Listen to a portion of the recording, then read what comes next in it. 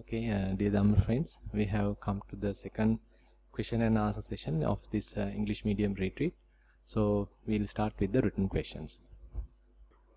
Venerable Bhante, we have 14 questions today. Okay. Out of that, 3 on meditation practice, 4 on yesterday Dhamma sermon, and 7 on general Dhamma questions. Yes. So I will go on the order of meditation, Yes. Dhamma sermon and the general. Yes. Thero Saranai. Venerable Bhante, when I inhale, I can feel the sensation at the nostril and at the same time I feel the rising of the abdomen. I tend to focus on both at the same time and it helps to revert my wandering mind back to the focus. Is it wrong to do it or should I focus only on one? Yeah, actually, at the beginning, if you feel that it is useful and it helps you to stop your wandering mind, you can practice it. After a while, once you are able to establish mindfulness, you better leave one and come to only one. So basically, having two basically helps in a way diverts your attention or kind of splits your attention to two objects. If you are going with in-breath and out-breath, you need to keep your attention at the nostril, and then you are being with just in-breath and just out-breath. If you look at how the concentration happens, at that time you don't, when you are concentrating or being aware of this in-breath, you don't know even the out-breath. Just fully aware only about in-breath. So kind of narrowing down the objects, and then you are coming very focused only just to one object. Suppose you are doing here and there, so then you are very much like splitted attention. So your scope or the breadth of the attention is so far, so large, so you can't have a very concentrated, well one-pointed kind of attention. So therefore, at the beginning, if you feel that it helps to avoid distraction, and it's very much like taking all the attention to your whole body, that's good. After once you establish your mindfulness to the body, you need to go with one object, either rising and falling or either in breath and out breath. So what you can start with whatever is convenient, whatever is prominent, and if it is rising and falling, just keep your attention here, and here also just rising, complete cycle of rising, complete cycle of falling. So then our attention is very limited or well focused to just one object. That also is very subtle object. It's not a kind of a very gross object, very subtle object. So we are very much like fine-tuning our mindfulness. There is a second part to her experience, Bhante. Yeah. If I concentrate only on in-breath, I cannot feel the out-breath. How can I overcome this problem? So basically, if you are doing, in-breathing, so you simply need to be aware of in-breath. So then don't worry about out-breath. So if you are out-breathing, just know or aware of out-breath, and you can let go of in-breath. So if this is happening, well and good. But what we are telling is that you can only be aware of in-breath and you can't be aware of out-breath even when out-breath is happening. It's also all right, so you just continue, because in-breath also will disappear. Now one has already disappeared, and now you are holding only in-breath, and this too will disappear. So, so everything is fading away. So already something has already faded away, but what is remaining is in-breath, and more you paying attention to it, that also starts to become subtler, and then ultimately that too will disappear. So don't worry. And if you feel that since you have don't have something to anchor upon during the out-breath cycle, so that can be a distraction. At that time mind might wander because there is no object to establish. So that is where you need to be careful. So if you can simply keep your attention at the nostril and only with the being aware of the in-breath, doesn't matter. if you can maintain that. Only problem is that if you have simple one object, and if it is not enough for you to maintain your attention there, then mind starts to wander. But as you carry on, as you practice, definitely you will succeed, by the way. Yeah. So if you feel you need to discuss, please feel free to come and discuss. So otherwise we will be proceeding with the other questions. Does Yes. that yogi want to discuss some more? Okay, yeah, Fina. Venerable Bhante, during my sitting meditation, after a while I experience a pull upwards most of the time. This is often with the tightening of my neck muscles. It leads to break the momentum of my meditation for a short time, but I can continue thereafter. Please advise. So sometimes if our attention is drawn to certain stiffness in the body, as you keep on attending to that stiffness, it can sort of aggravate, it can increase, and it can cause this kind of muscle pains in wherever the body. So because once the mind is concentrated, even a subtle stiffness appears like kind of a strong stiffness, strong tension. So if you are continuing to get this problem, you better change the object. Like say for example, if you are paying your attention to rising and falling, so rather than paying attention to the stiffness happening there, just pay attention to the motion. Say this abdominal muscle, it's move forward and it is going backward, moving forward, going backward. So there's a movement here, the motion here. So you can pay attention to the motion rather than paying attention what is at the stiffness where it is coming to an end, and there you feel the stiffness. So rather than paying attention to the stiffness, just pay attention to the motion. Then you are very much drawn to the air element, and then ultimately you can have some kind of a whirling type of thing. That also is, I mean, sometimes some people just go through it, and some feel it's little uncomfortable. So these are the points that sometimes when you are paying attention to these elements, so they start to increase, they start to manifest in a little unbearable state, and at that time you need to change the element, and that way you can maintain some balance. So try therefore, if you feel too much tension, too much stiffness happening at your neck muscles or any other muscles, so if it is unbearable, change your attention before it becomes aggressive, before it becomes prominent. Just change your attention to some other element like motion or the warmth or the hot heat appearing at other places. So that way you can change your object and maintain mindfulness. Venerable Bhante, after walking meditation, when immediately sitting down for sitting meditation, is it necessary to follow the breath even if your mind / concentration has already aligned? Please advise.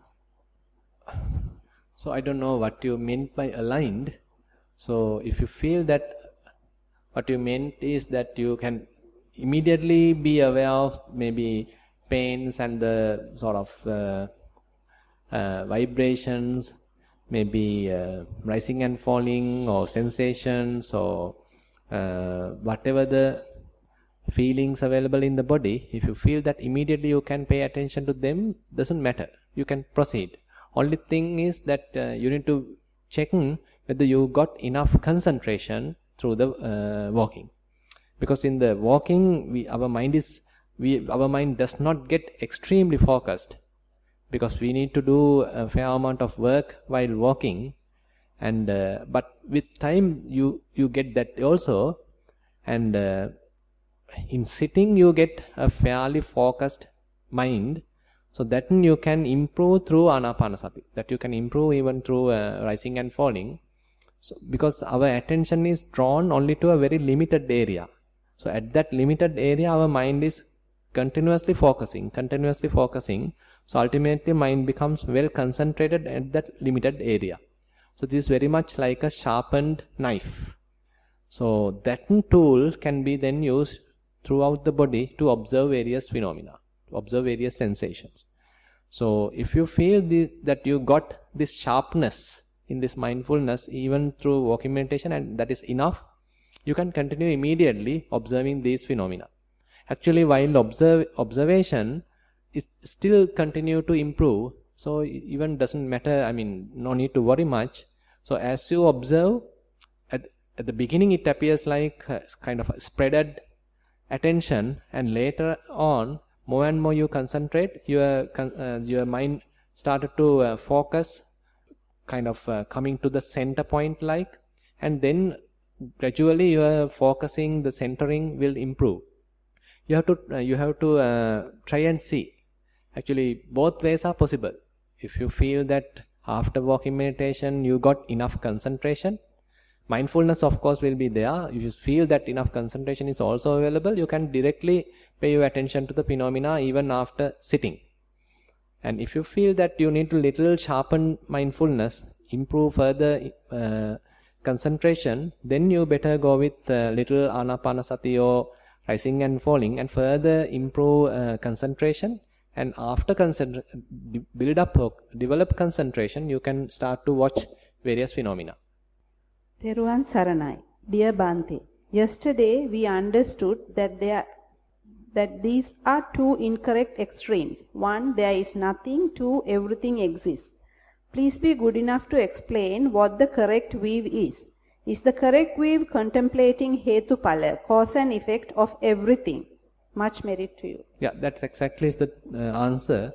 That is what Buddha is telling in this Kaccanagotta Sutta, which I will refer today's Dhamma sermon. And Buddha exactly says, Sabbang attitiko kaccana ayang eko atto, sabbang nattitiko kaccana ayang dutiyo anto.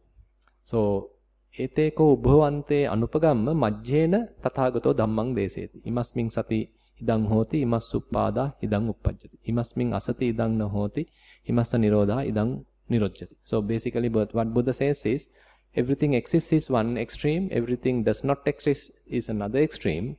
Without taking these two extremes, the Buddha preaches Dhamma in a middle way, that is, because of this, that arises.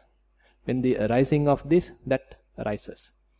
And with the passing away of this, that passes away. And with the cessation of this, that ceases. So like that, Buddha is presenting the a middle path that is nothing but Patissamuppada. So when we are taking something exists, so that implies that we have some permanent notion. So when I am telling that this cup exists, so I am taking that it exists forever. I mean, at least for some time. But this constantly, in a kind of a flux that we can't see, we can't visualize through our naked eye. So through the meditation, as you are well focused, well concentrated, and you are watching these phenomena, you can come to this transient nature of the phenomena. So then you will see that it's a very rapid, very transient nature, extremely impermanent, arising and passing away, constantly arising and passing away. So that actually even through the science, they have proved it, and we, being the meditators, we are, through our concentrated mind, we are observing that. More and more you observe, more and more you will understand nothing exists even for a moment. Things are arising so rapidly and again passing away. So therefore what Buddha says is, when you see that things are arising, samudayo, then Buddha says that if someone is telling that nothing exists, so that extreme cannot be true. Because you can see that things are arising. And on the other hand, when you say passing away, then there is nothing exist. So, because you see constantly things are passing away. And then if someone is telling that everything exists, so that is an extreme and you can't accept that. So these two extremes cannot be accepted. So what you can see is that because conditions are there, when the causes are there, because of those conditions, depending on those conditions, something else also arising. When these conditions pass away, cease, these resultants also pass away. So this is a kind of a continuous cause and effect relationship. So that is how we are actually wandering in the samsara. constantly our mind, our bodies are supported by various causes constantly, and we are continuing. Yes. Venerable Bhante, with reference to your sermon yesterday regarding the wrong view of Bhikkhu Sati on a permanent vijnana that goes from life to life, some people are of the opinion that what they learn in this life will help them to learn more effectively in the next birth. Some people, even in their old age, start learning new things, for example, languages, under the impression that it leads to a kind of sansaric habit formation. Venerable Bhante, is this also a kind of vijnana, consciousness, or something else? Kindly enlighten us on this, please. It's a very difficult question. So we can't say that it is vijnana. So what Buddha says is that vijnana is constantly arising and passing away, as we just discussed. So there is no lasting entity at all.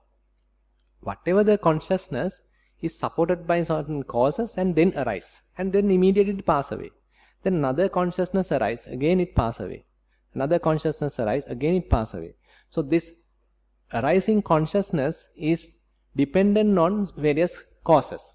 So these causes are actually conditioned.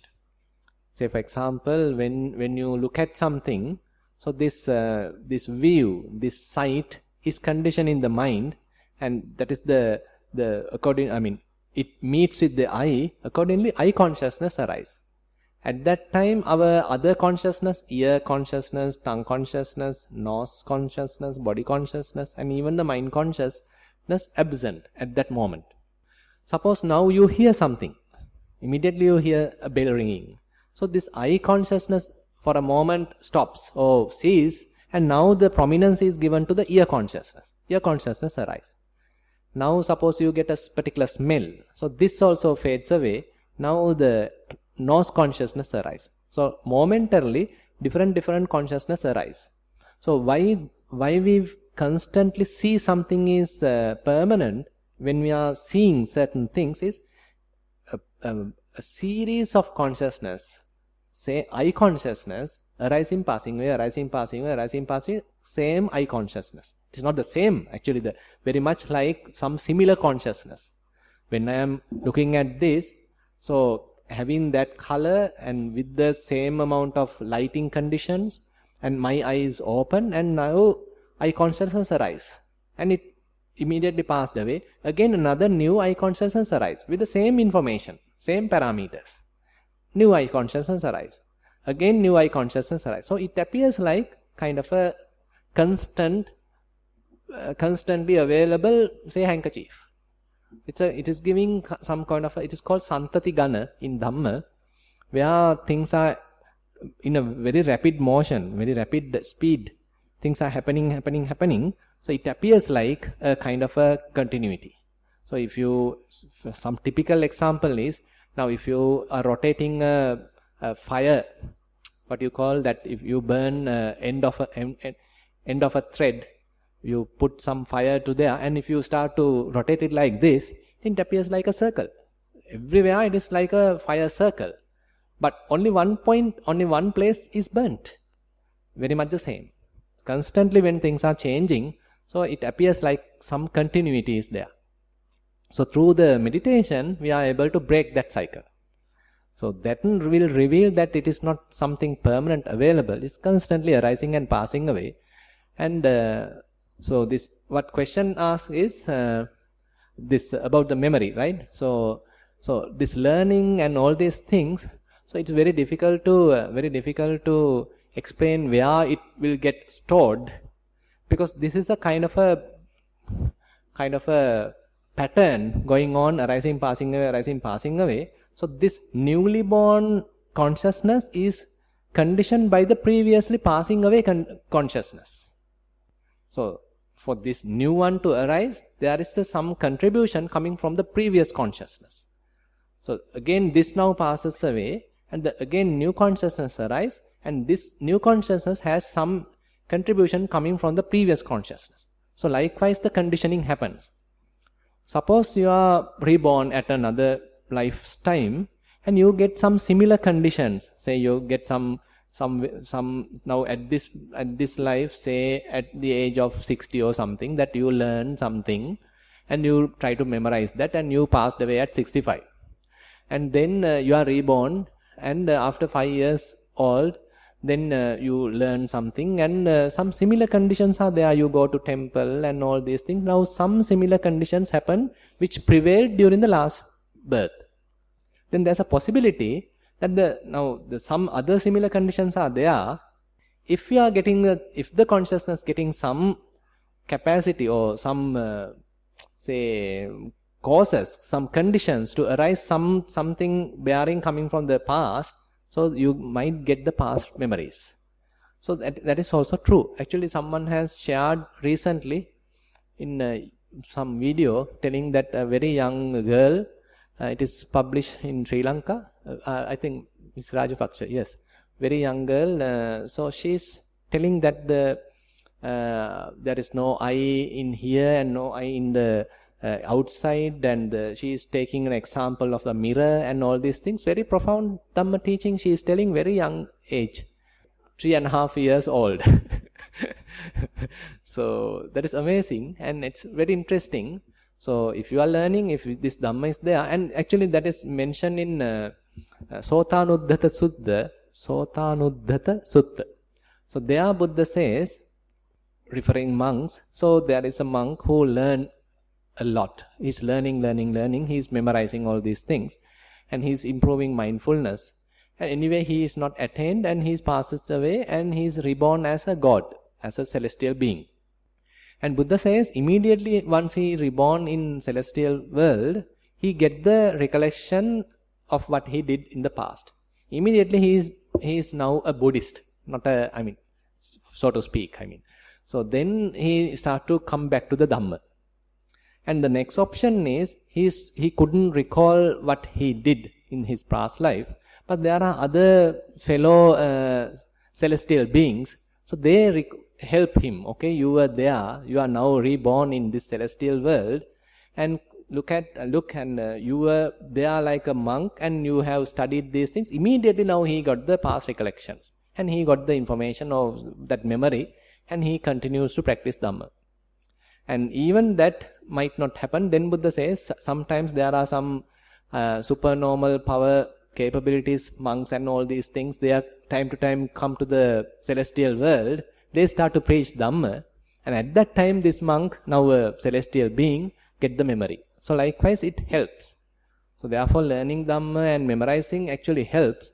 So on the other hand, in the meditators, we are going in I don't know, as far as I am concerned, so rather than, we can learn, at the same time we should learn how to keep it aside also. If you constantly recalling, taking everything to the mind, then it becomes kind of a burden to the mind. So as you meditate, particularly when you do vipassana, you will find that the keeping things aside, keeping your mind free, unburdened, having some clarity of mind is quite important.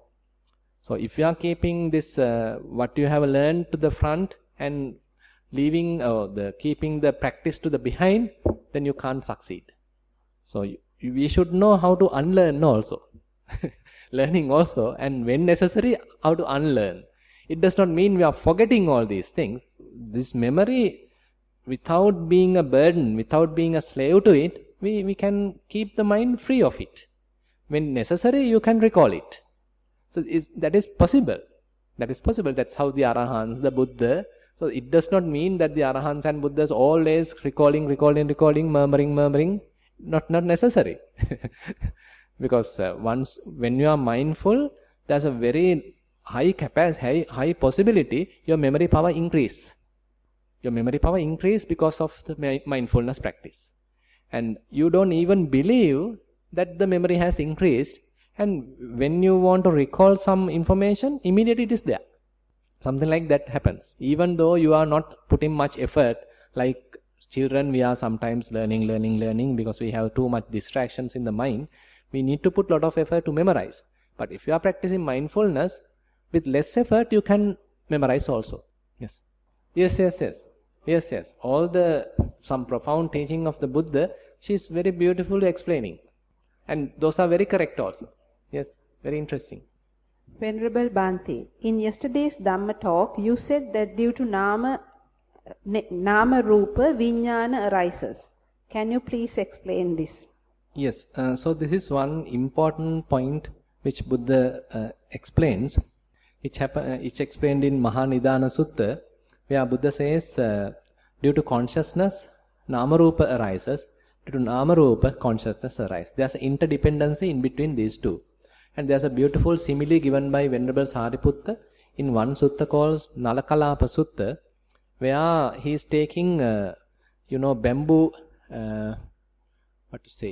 bamboo trees, or is it correct to say bamboo trees? Bundles of bamboo trees. So it's a bundle now. A bamboo tree is a hollow in it. And you are getting a bundle now. And you have another bundle. So this one bundle is bound together. And this bundle is also bound together. And one alone, it can't stay.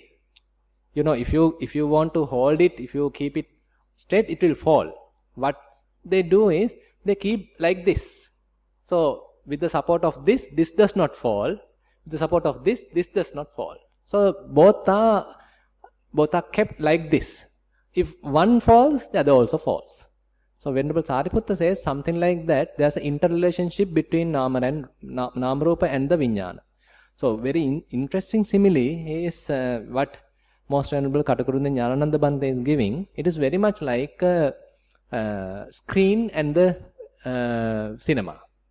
So suppose there's a screen, it's simply flat and clean and it is white. And onto that there is a projected light, projected image. Now suppose during the night you are there in the theater and you can't see even the screen because it's pitch dark. Suppose the situation is pitch dark, you can't see nothing. And when immediately this light projected to the screen, you can see the image. Actually, we get deluded by the image. So that is how we live. So this is being projected to the screen, and we are living now in the screen. We are now living in the film. So people are dancing, crying, and all these things. So we are living there. So imagine immediately someone opens a door or have a flashlight to the screen. So all the film has gone. It has gone. Now you can see the screen is available. Some similar situation in ourselves as well. So constantly this available consciousness being bombarded by the Nama-rupa, name and form. Like that projected film. When projected film is there, then only the consciousness, that screen is available. Rather, screen starts to do its purpose. It manifests as its screening function. So similarly, when name and form available, consciousness does the reflection part. So name and form coming, this does the reflection, and together they will function. So similar thing happen in ourselves also. So when we get some kind of a memory, some kind of a manifestation, say when I'm looking at some sight, immediately these sights are conditioned in the mind. Now I get the eye consciousness. When sounds are happening, because of sounds, now I get the sound consciousness, or rather the ear consciousness. So likewise, depending on all these external phenomena, my consciousness being conditioned, being arising, and there's an interrelationship. So through meditation, ultimately, so what Buddha says is, we are coming to a situation where how we can maintain without Nama-rupa. That is the most challenging part, the interesting part of the Dhamma. How one can maintain some pure consciousness without manifestation of name and form. That is the most interesting part. That is the finding of the Buddha. And that is, Buddha says, that is the maximum you can go in through your wisdom. So all this, he beautifully says in Mahanidana Sutta, he says that all these languages, all arising and passing away, all the birth and death, all words and all these things are happening in between these two, name and form and the consciousness. that interrelationship. And there's a kind of a whirlpool. So if you know whirlpool, it's constantly whirling around on oneself. Like Namarupa and consciousness is also like that. This causes this, this causes this, this causes this, this causes this. So like it's whirling around. So there's that kind of a relationship between this consciousness and name and form. And through meditation, one day you'll be able to avoid name and form, so that there's a kind of a pure consciousness which is not manifested. Appatittita vijnana. Till that we have only the patittita vijnana, where it is established somewhere. Either on sight, either on sound, either on tactile sensation, either on taste, or even a mental object, or whatever they are. Always consciousness has to establish. So through the meditation, through vipassana, what we are getting ultimately is something which is not manifested. That is fairly deep. Yes. Venerable Bhante, arising from yesterday's Dhamma talk, what is it that we take on to the next birth? Please explain. Nothing material. So just leave everything aside. You can't carry anything. Not to your children, not to your bank account, not to your car, not to your post, not to your degree, whatever. Nothing material. So what we can say is simply the karma potential. Karma potential, definitely it will be gone with you. That's all. So nothing else. So if we do something good, if we develop our mind, so that will be available with us. So other than that, nothing. Now the general questions, Bhante. Is it bad to give dana, to give merit for dead for a long period of time, as there is a belief that they will not be reborn, if not, let them go? So why are you holding them? You just give them merits and ask them to leave. We don't need to ask them to be with us. So we do our part, and if they like, they can share merits with us.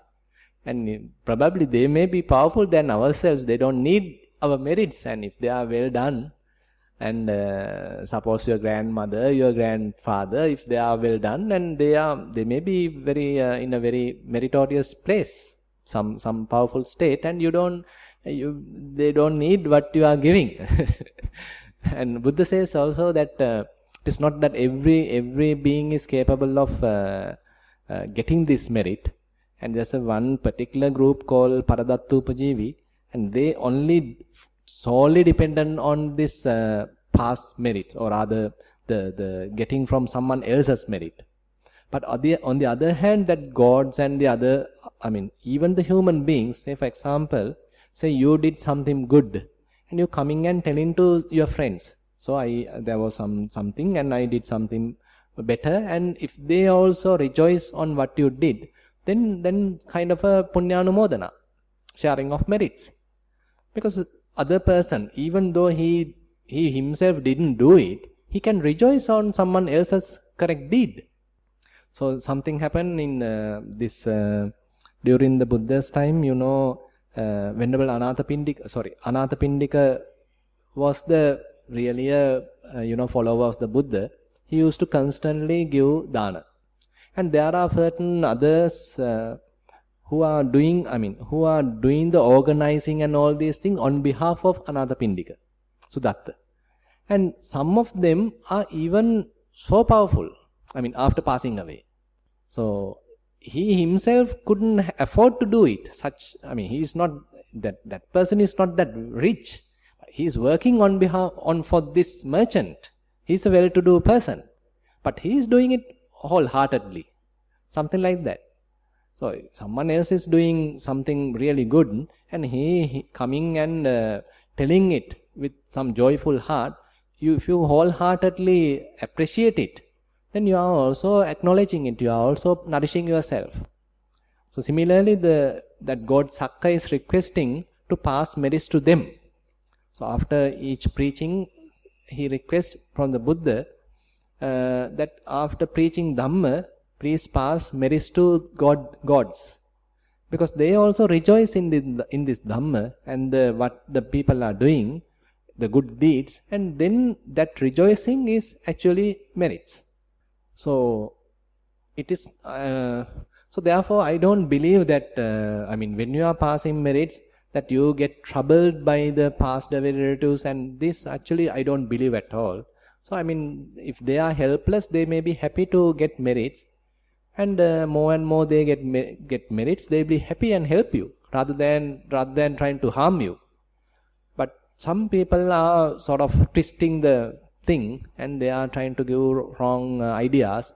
So even fear, kind of making afraid the correct thing. But Buddha has encouraged sharing merits as a good deed. Patidana pattanumodana. So giving merits and as well as acknowledging merits. Both are good deeds, wholesome deeds. Venerable Sir, it is said by many teachers that one should learn to let go to meditate. How does one let go without feeling guilty? Without feeling guilty? Guilty. Without feeling guilty. So I can't much understand the relationship between feeling guilty and letting go.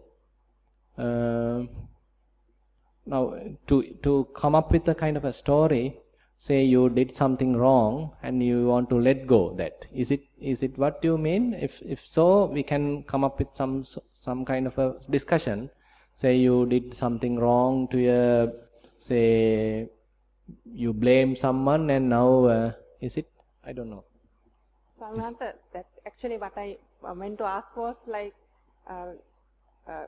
when you are meditating, you have to sometimes forego certain things, like yes. Otherwise you don't find the time. Yes. So certain things might need to be done, but you have to decide like, okay, like in a way, indirectly, sometimes you have to be a little bit selfish in order to meditate. So is that wrong? So that you meant as letting go? Yeah. Okay, not okay. to let go, and not to feel bad about it. Right. So for example, someone else is asking to come and join with us to go for a party, and you simply neglect that and coming to meditate. And so how I can let go that party and not feeling guilty of not being with my say friends and just being selfish coming to Kalalgoda. So something like that. So I think we at the beginning it appears like appears like selfish, but it is not really selfish, because so if this development of the mind is not solely kind of for ourselves. So if you are developing yourself mentally, and it helps others as well. So more and more you become a good human being, a certain good person, and definitely it is not only for you. Maybe to your parents, to your husband, your father, your wife, your children, whoever, the neighbors and all these things, because a kind of a spiritual development, and if you are giving prominence to that, definitely it is the best part is for yourself, and other part, the benefits are for others as well. So at the beginning it appears like selfish because you are not socializing with others, and you are like cornered and you are doing your own business, something like that. So even though it appears like that at the beginning, so later on, you yourself will be a kind of an example for the others. Definitely there may be certain people will neglect you, that you can't avoid also. Certain people who want to constantly take you for some socializing and all these things are there. So you will find who are going in the path, who are going in the spiritual path, and who are not, and who are trying to pull you back to the typical samsara, typical say kind of habits, sort of strengthening the past habits, strengthening the sensual desires and all these things. So you need to come up, you need to in a way have to come up with a decision, either to go in this typical worldly habits or to come up with the alternative. Is it necessary for me to go in the typical driving force within me and what others are also pulling me, or now I have some understanding, some wisdom, that something useful is there, something better is available for me, let me try that. So that's a decision making in a way. So this decision making appears like being selfish at the beginning. But later on, definitely, as you feel the benefits, as you understand the benefits, others also will benefit from yourself through the propagating of the Dhamma, and by seeing how you behave, and your behavior in itself become a kind of a silent sermon. And definitely it has some multiplied benefits. So therefore, please be selfish at the beginning. For it is for a good purpose. Good purpose. Not that typically we use the term selfishness just for, now say you have one mango and you have to share it with your friend, and you alone taking it, then you are selfish. Now this is not something like that. This is entirely a kind of a spiritual goal. You alone has to go. No one else is there for you. And you may be doing, actually, some sad story, actually, it may be common to many. And you know that when parents get old, their children start to get children. And this old parents has to look after their young what they call grandchildren. These all parents are now not allowed even to go into a temple or to come to meditate and all these things. So what do you think? So I don't think that if they are good children, they at least has to give some chance to their old parents to look after themselves. So rather than using them as their servants. But most of the time I found that certain, grandmothers and all, they are telling Bhante, we can't come to meditate because my daughter is occupied and she takes her children and put into my house.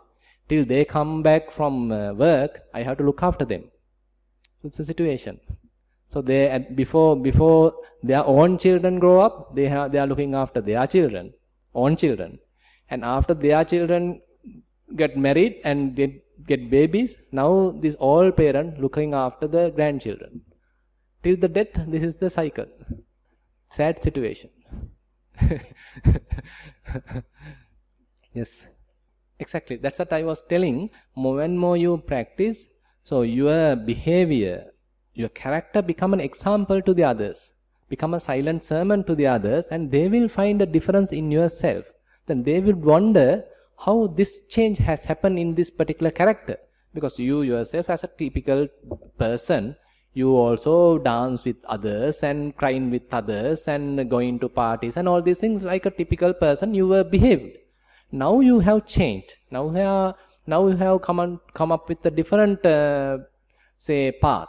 And this path being reflected after some time, and the people with some wisdom will understand the difference. And they start to appreciate that, value that, rather than you being just supporter of drinking and all these other bad things. So definitely we have to try that path. So the good people will then with you, the bad will discard you. Can't help. Yes. Most Venerable Bhante, can you please explain whether a Sotapanna person has a fear towards his or her death? Yeah, I think it is possible. Because I can remember this Mahanama, King Mahanama was Buddha's relative, and he was attained Sotapanna. Even Sakadagami, I can't exactly remember, Sotapanna or Sakadagami, he actually didn't know that he is a Sotapanna. That's a beautiful situation. And then he come to Buddha and he is explaining that he is a king, and he has to attend to various activities pertaining to the king. He has to go to the court and have to even punish whoever the offenders, and sometimes has to go to tame these elephants and all these things. Lot of things are there for the king, and he is asking from the Buddha, while doing such activity, if my death happens, what would happen to me? So that indicates that he don't know, in a way. It's in a kind of an uncertainty, he being an Sotapanna. And then Buddha says you don't have to worry, and he is giving a very beautiful example. One example is that you put ghee into a pot, and you close the pot. You close the the mouth of the pot, and then you take it deeper to the water and you break it. What happened? The ghee will come up on the pot. The pieces of the pot will go down. So Buddha says similarly, even in a crisis you pass away, you have a sudden accident or something like that, still your good deeds, your consciousness which is now habituated with the wholesomeness will not go down. Now down indicates the hell. It may not go down, rather it go up. It has a kind of a growth in the long run. Even you come up with a sudden death. So that's something that Mahanama is asking. If he is now not prepared for death, so he is in a kind of a very rush situation, immediately some enemy come and shoot him. Can happen. So he is asking something like that. If such situation happen, what would be his next birth? Then still Buddha says, giving this simile, don't worry. Even on such accidental death, your rebirth will be sort of in a happy state. And again, to give another example, the Anathapindika, which we have just referred. So he too was going through the death, and at that time he is telling that he is going through severe pain. So death pain is so severe to him, and he is telling that it's like putting a rope across the neck and pulling like that. Such a severe pain is happening, and taking a sharp knife and piercing the stomach, like such a such a severe pain is happening. So like that he is explaining the severe pain he is going through in the deathbed. So anyway, he is born as a celestial being, and he being a Sotapanna. So this death pains and all these things are common to everyone. So it does not eliminate death pains, but only thing is whoever attained the Arahants and all, they can withstand it. They can bear it rather than crying and sort of holding it. They may withstand it. So that's why even when Buddha was passing away, Venerable Anuruddha, after observing how Buddha endured all the severe pains and all, Venerable Anuruddha, after passing away, the Parinibbana of the Buddha, he is explaining that Buddha has sort of maintained his serenity, or endured all these deathful pains and all these things, and Venerable Anuruddha was explaining. So we are in this sensual world, so there are definitely the pains will be available even to Buddha. Yes. If a person has experienced through meditation that everything is anitya, dukkha, anatma, does that person has sakkaya ditthi? So this is how one needs to understand anicca, dukkha, anatta. More and more one understands that it will lead to nibbida. It will lead to disenchantment. Buddha says, Yathabhuta Jnana Dassanam Nibbidathaya. So this Yathabhuta Jnana Dassana, understanding things as they truly are, how things are. They are constantly arising and passing away. If you are attached to them, you are going to suffer. And this arising and passing away is non-governable, and there is no essence in it, there is no soul in it. So all these things are understandings coming through the observation. So more and more you observe these phenomena, so this understanding grow. More and more growing. So it leads to some detachment. It leads to detachment, and but if you stop practicing, it will again goes back. So this has to come to some culmination, some fruition, and at that time the detachment increase. And say for example, you are observing some pain, for example. It's a little thing, that very common thing. So suppose there's a little pain available. Now you are observing that, and observing, arising and passing away. And this understanding also develops, and detachment now also develops. Nibbiddham virajjati. So Buddha says, when you feel disenchantment, then you don't feel passionate towards this, what you are experiencing. Suppose now you have completely let go entire world, your mind is well concentrated on this single phenomena, and what you are experiencing is just arising and passing away. There is nothing to attach, you feel detached from this process. And nibbindang virajyati, now you have the dispassion. Viraga vimuchyati. So once the dispassion come to its culmination, it will release. Then sudden freedom going to happen. Nibbindang virajyati viraga vimuchyati. Vimuttasming vimuttamiti jnanam hoti. Once this constant this clinging momentarily stopped, you may feel a change. At that time this continuity will break. So then we can say maybe someone has attained Sotapanna, at that time the Sakkaya Ditthi breaks away. So, before that, if you stop practice, all these things collapse. So that's the issue. So that's why we need to constantly practice till you come to some culmination, till you come to some threshold, then you are sure that you have passed some state. You are able to establish yourself in a safe place. So such person, we can say, safely get rid of Sakkaya Ditthi. And it actually has happened by observing Anicca Dukkha Anatta, true, but this observation has to come to its fruition. It has to come to some maturity. Just 1 day observation, 2 day observation may definitely not be enough. So you need to constantly observe these phenomena, how they behave. So this constant observation only will take you to this understanding. Yeah. Venerable Sir, when ethics and... So one moment, there's a question. You please come forward. Bhante, Yeah. You mean by the whole body become watery and fall everything? Is that the freedom? That is one experience. That is one experience, that you are observing your whole body and your body becomes falling into pieces, falling apart. Is it what you refer? After that, it's like whole thing, like a water, start from head to, this one feel like a water? No. No, you can't say like that. So there's a kind of you feel that the elements, when you feel that the water element, so it appears like everything melting, everything like what you have explained. So that is where you prominently see the water element. It's like falling from the body. Yes. This is from inside. Yes.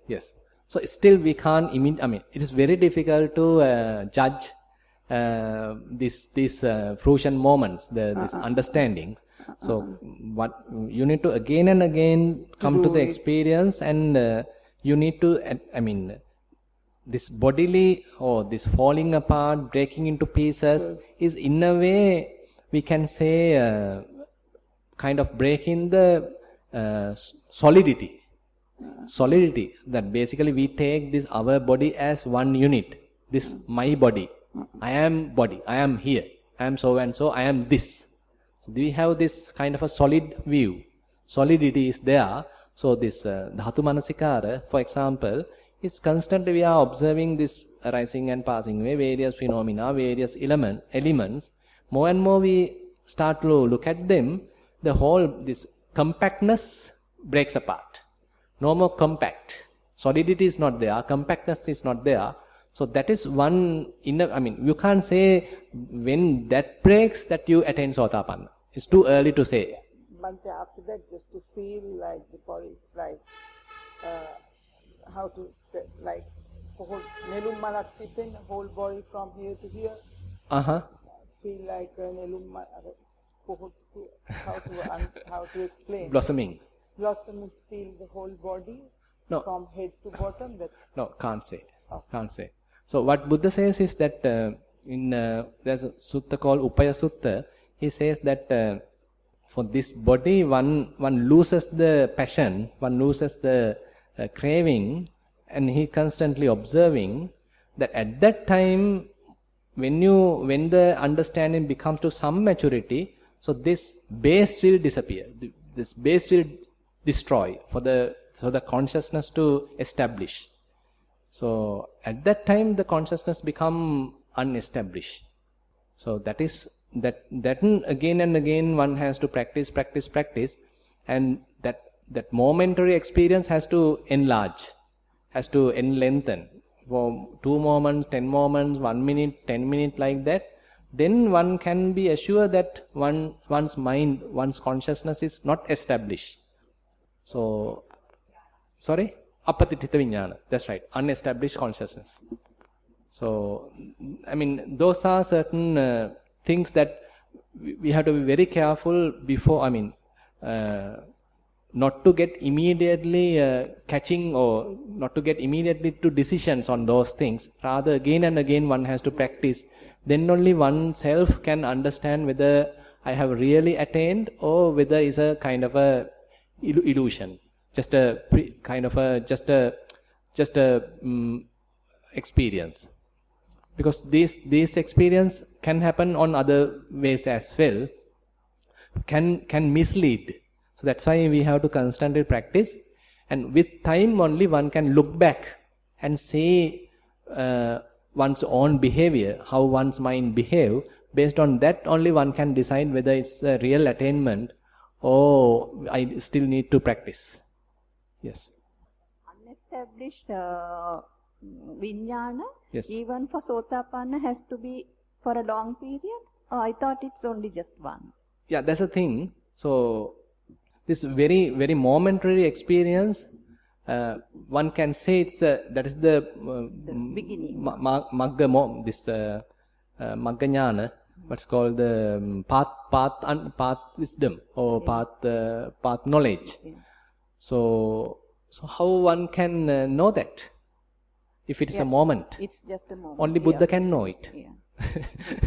That's the problem. So we being free, away from Buddha, so we can't know that. So we may have even experienced that we don't know. So that's why even to Mahanama, King Mahana, what has happened, so he don't have the Dhamma knowledge and all these things, even though he is an Sotapanna. So that's why he is asking from the Buddha, what happened after my death? Will I be reborn in hell? Yeah. So then Buddha says, no, you won't go to hell. Don't worry about it. So therefore, one has to be very knowledgeable, and one has to constantly practice, and has to experience kind of a fairly long time. Then only one can assure, okay, I have something different.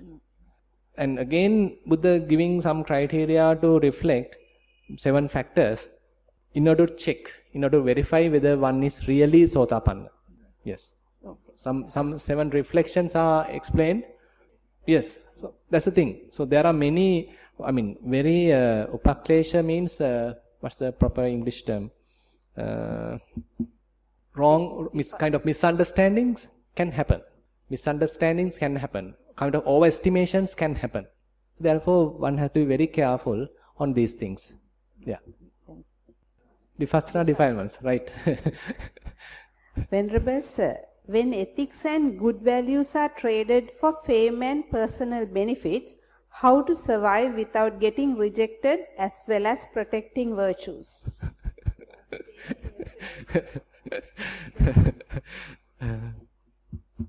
So I am not a socialist. Something like this was answered yesterday also. Yesterday also, yes. So actually very difficult to answer. Very difficult to answer how to protect ethics, how you get trade, how you get benefits, or the profits. So ethics and profits and all these things are in kind of a fight. So very difficult to answer. So that I feel we have to ask from our own conscience, whether am I doing the correct thing. So you can't ask from someone else, because it depends on the other person's perspective then. Some may tell, okay, you carry on, no, don't worry. Another will tell, no, you should stop it, it's bad. So it's very difficult, and you yourself has to decide. You learn Dhamma, and what is good, what is bad, and ask yourself, Ask your own, once you develop mindfulness, you become sensitive, and then you decide, when you are doing something, is it beneficial to me? Is it beneficial to others? And while doing it, am I being happy? Am I feeling free? Am I free from defilements at that time? And is it useful to the others? So likewise, we can question honestly. Not kind of in a biased way, kind of honestly we have to assess. And then we can decide. So otherwise we are simply depending on the others. Yes, so how we find the boundary? That's the problem. Nowadays this luxury boundary is coming up and up. Previous days it's, you going by a car is the luxurious. Now the different cars are there, different models are there now. So it's, no, very difficult. Coming up with the boundaries difficult, but we have to go, as you said, with the common norms of the society. So if today's society is taking, living in a particular state is assumed as the typical value, accepted. Some terms are there, GTP and all blah blah. I don't know. I can't remember this now. gross national product, all these things. You will understand that's why, through the development of the mindfulness, you will understand what is the need and what is the exaggeration, what is the luxury. So is it really a need, or is it due to my craving? So as you said, if I am thirsty, am I going to buy a Coca-Cola, or am I going to buy go take some glass of water? Now even that we are going to buy now.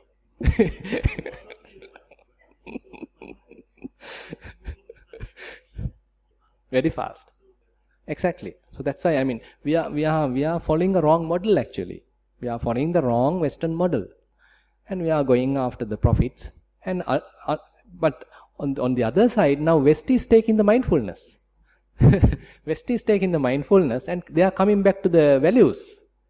And we blindly follow the Western model, and we are going after all the infrastructure and all the luxuries and all the sensual worlds and all these things. We are simply blindly following. So we are the stupid. We are the stupid. Yes. So we have the actual we have the essence. We have the essence. We don't appreciate it. We are waiting till the Suddha fellows come and teach us. That's the issue. You be silent and just practice yourself. Yes, that's true. That's right. That's right. Actually, in Sri Lanka, as a nation, we have the best values. We have the best values, but we don't appreciate it. We think that those are outcasted, those are sort of old-fashioned and all these things. Now see what is as wisdom, what is that the best thing that West is talking to these days. They are appreciating this what we have, and they now through the science they are finding the values on these systems, and now only their eyes are open. At that time we are losing all. So we have to awake. We have to awake to our own treasures. We as a society we have that. As a Sri Lankan society we still have something. We have to build up on that. We have to give prominence to those things, and that is how we have. That is why we are so wealthy. It is not through the income and all the how many floors in the building or something like that we can measure. Yes. In Sri Lanka, do we know of persons who have achieved higher status like Sohan, Arahat, etc.? If we have, why don't we inform the public about them, as this will encourage more people to follow Buddha's teachings and match these stages? What are your views? Good question. So basically so this is going in a wrong, different direction. That's why Buddha says that this going against the current. So Dhamma is taking you against the current, and more you understanding is, more you have defilements. So once you understand your own defilements, your own drawbacks, are you going to put an advertisement on that? So you have more and more you feel yourself, more and more you understand my mind is like this. It's so tricky, it is so cunning, it's always trying to delude me. And that is my nature. So you become humble. You all do your thing. I am just going, as he said, I am just going to the forest. And you take the wind. That's what happened. So you become very humble, you kind of innocent, and you look at your own self. You now feel like outcasted. And that's why it's going against the current. So that's why in Theravada tradition there's a very good quality called Adhigama Appichata. Adhigama Appichata. So Appichata means that you are not going for luxuries.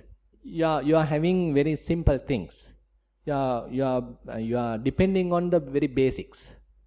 Adhigama Appichata means even though one is attained, he is not going for publicity. He is not telling it. And for what for? And what are you going to get? And you become famous, and other people going to come and bug you, and your practice will be disturbed. So, and they will take you and put you on a pedestal, and so that then you'll be finished. So that's the issue. So more and more, so the understanding will take you to some opposite direction. You become just a normal Siribiris. That's all. Sotapanna or not? Recently published or? I mean, is it real Dhamma questions there or? No, actually Buddha has given real criteria to check. So if you refer Kosambi Sutta, so there Buddha has given a very profound criteria to check whether one is attained or not. So we should not follow these recent findings. So that's based on the economics and all these things. So we better believe Buddha as followers of the Buddha. So that is very profound. So that teaching is very profound, that is very honest, and that can only be taken or considered if you are practicing. Not just by listening Dhamma or something like that. You need to really practice, and then only you can reflect back. It is not within a day or two. So what Buddha says is, say after practicing for several, years or something, once you look back, there are certain qualities which are developed in you. Then you yourself can tell honestly whether I am attained. Something like that. Very profound teaching. It's called 7 great contemplations available in Kosambi Sutta. So I'll tell few things since this topic came. One point is the defilements come into the mind does not disappear without your notice. Now you know the defilements are at 3 stages. The latent stage is there, which you can't know, obviously. Then latent state come to the active state, it is called the pariyuttana. And when the pariyuttana exceeds, now say you are angry, for example. The latent state is patigha anusaya, that is the latent state. And then it comes to the active state, it's called the anger. Now you are burning, now your face is frown, and everything is there. Still no words have come out. You are still silent, but internally burning. Okay, now the transgression happens, that is the vitikkama. So these are the 3 states of the defilements, and what Buddha says is, so if ever the defilement come to the active state, you are aware. So typically what happens is, when one is not mindful, immediately one get into the transgression, vitikkama, and you are not aware the previous state. So therefore the one quality of the Sotapanna is that he is aware when the defilements come to the active state. So for that, how much mindfulness one has to have. So that is one thing. And then suppose he does some kind of a mistake, and he is not hiding it. And he immediately confess it to his fellows and whoever, and he try to rectify it. And another thing, when he listens to Dhamma, he attentively listens to Dhamma. He has the respect towards Dhamma, and he attentively listens to Dhamma. And the fourth, when he is listening to Dhamma, he connects with the Dhamma, and he even sometimes he feel like, the tears are coming like that, you really connect with the Dhamma. That's another fourth point. What else?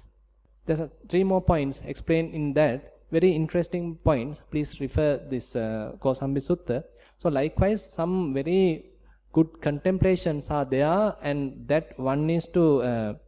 another thing, that the experience that he is having, now he has some mentality, to the being a Sotapanna, he is experiencing some difference. And he understands this kind of understanding, this kind of realization is not available outside of the Buddha's teaching. So it's available with the Buddha's teaching, and now I have touched that, but outside this much of profundity, this much of serenity, this much of peacefulness is not mentioned. He's sure about it. And this is the 5th one. The 6th one is, now he's still continuously practicing, and after a while, once he reflect back, he understood, suppose he did the assessment 6 months ago, one state for example. Then after 6 months, he does the next assessment, just for explanation. And now he is understand, within these 6 months I was practicing, this practice has caused some improvement in myself. So this practice is correct, so I am going in the correct direction. So this practice has effect on me. So I have cleansed myself, further I have purified myself. So this is another thing. So these are the reflections that Buddha is asking to do, and those, Buddha says, are the correct reflections. And once you look back, you yourself will understand whether I am a real Sotapanna or kind of an overestimation. Yes. This is the last one, Bhante. Yeah. Venerable Sir, how does one learn to forgive oneself for wrongful acts done due to one's delusion? Can one overcome such sins? Yeah, definitely we have to forgive because we as human beings, we are tend to do wrong things. We can't immediately become arahant, so we can't immediately correct ourselves, because the habitual power, this defilement power is so powerful. So it's very difficult immediately to rectify everything. So we have to constantly forgive ourselves. That's why we need to have some flexibility for ourselves. We have to be some softness towards ourselves. Sometimes we are too critical to ourselves. So we have to practice, as well as at the same time when we are doing a mistake, so just understand, still the defilements are there. Still I need to improve. And Buddha has never appreciated regret. So he, rather than regretting, just correct yourself. So, and he says, Achayang acheto diswa, this knowing the wrong as wrong, one rectify that, one correct oneself. So that is the approach. So the Buddha's teaching is for that. So when we are all starting, we all have a certain amount of defilements, we all did certain bad things. So that we need to acknowledge honestly, and then try to not to do it again, not to repeat it again and again.